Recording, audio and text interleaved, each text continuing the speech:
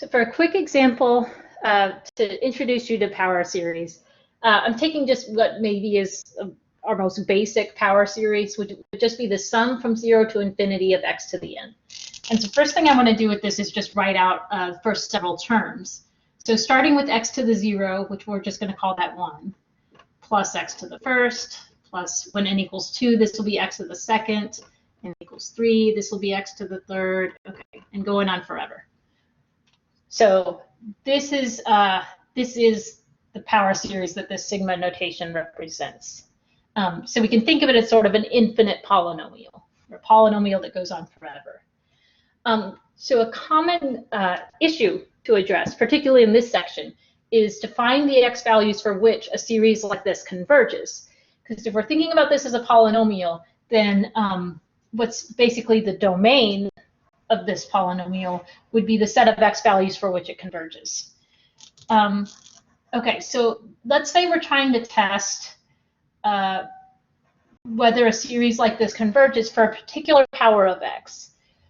So if we had a certain value in place of x here, then this would be a constant raised to the n. It would be a geometric series. And so this series is going to converge. We can think of it as a geometric series in which where r is equal to x, so it converges when the absolute value of r, which would be the absolute value of x, is strictly less than 1. So the absolute value of x here, think about the number line. We're going to be using absolute value a lot in this section. Absolute value of x is less than 1 when x is less than 1 unit away from 0. That's what absolute value actually represents, is the distance from 0 on the number line. So if it's less than 1 unit away from 0, we could go out to 1, but not including 1. We could also move to the left 1 unit, so out to -1, not including -1. But so this series converges over the interval from -1 to 1. That's what we call the interval of convergence for this particular power series. And when this does converge, because I'm using geometric series as my model, because by the way, we could have also done a root test on this. Take the nth root of this, we get just x, or absolute value of x, I should say. So it converges, again, when the absolute value of x is less than 1 if we use the root test.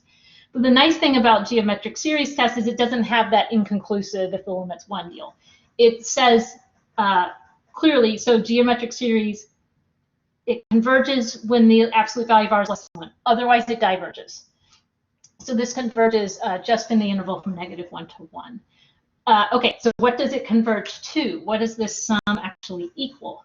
So remember, for a geometric series, we say it converges to first term over 1 minus the common ratio, 1 minus r, which in this case, so first term, that's right here, it's 1, over 1 minus, we're saying that r is equal to x, so 1 over 1 minus x. And so this infinite sum, 1 plus x squared plus x cubed plus x to the fourth, and so on, is equal to the function 1 over 1 minus x when it converges, so in the interval from -1 to 1. That may seem odd, the fact that this equals this. So to convince you, I wanted to pull up Desmos real quick. Let me see if I can share this.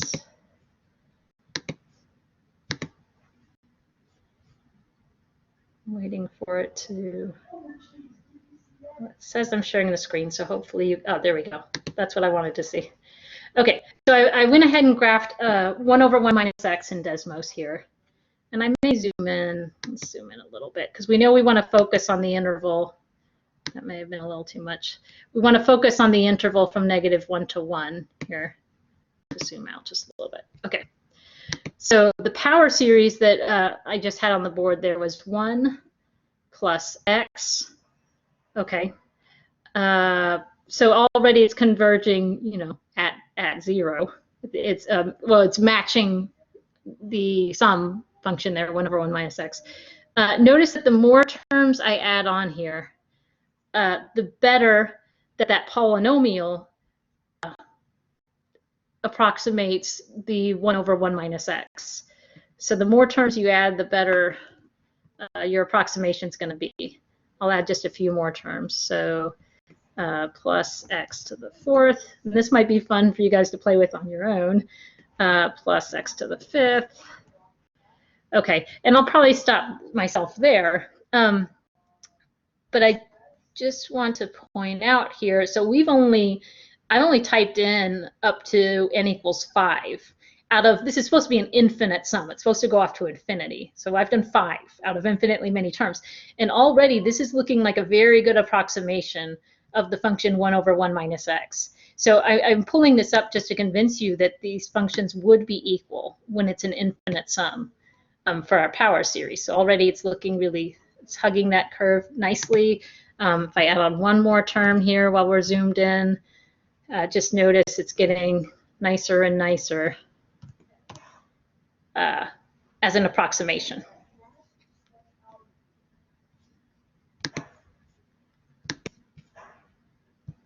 And that's all I wanted to show you here. So the rest of the section we'll be looking at just for a specific power series, for what values of x does it converge? That's going to be the main focus. And the reason for that is because that would be the domain of our power series representation.